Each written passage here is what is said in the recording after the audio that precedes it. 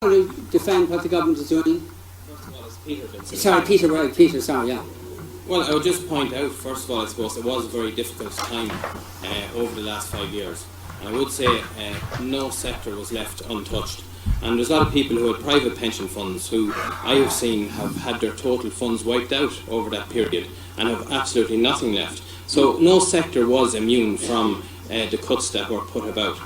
Build a bicycle or an aeroplane factory in Mullingar, and if not, why not? First of all, I just want to point out that I never said the levy was exempt from private pension funds. The point I made was that people in the private sector had their total funds wiped out. Some people. Just to clarify. Some people. Yeah, a lot of people. Some people. Yeah. Just the second point I was making in relation to the jobs. The government set about a target of creating 100,000 jobs. It created 135,000.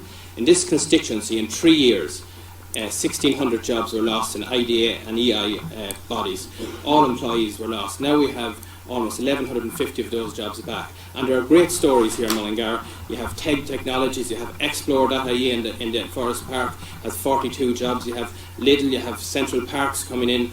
Companies that are expanding and doing very well at the moment. So those jobs are real. And what I would say too is that those jobs are full-time jobs, and over 90% of those jobs are not on schemes. So they're real jobs, and that's how you get out of a crisis. Invest in job creation. Okay, John. Peter again. Oh, sorry, Peter, sorry. Peter, I'm sorry. Yeah, I just want to would you like to thank your friends who've been speaking on your behalf? What? I would make a point that you did make an accurate comment there, that the Fine Gael supporters, that I was issued correspondence from your team to invite my supporters, which I did, and they're here. So I just want to point that out. Yeah.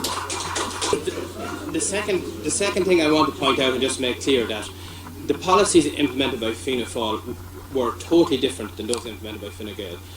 Fianna Fáil chose an 80% tax method. That's the way they went about it. When Fine Gael went to the government, they reduced the VAT rate to 9% for the hospitality sector.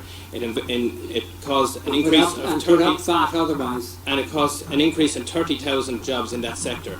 We put in the fuel rebate scheme, which reduced the burden for the haulage industry and passenger industry.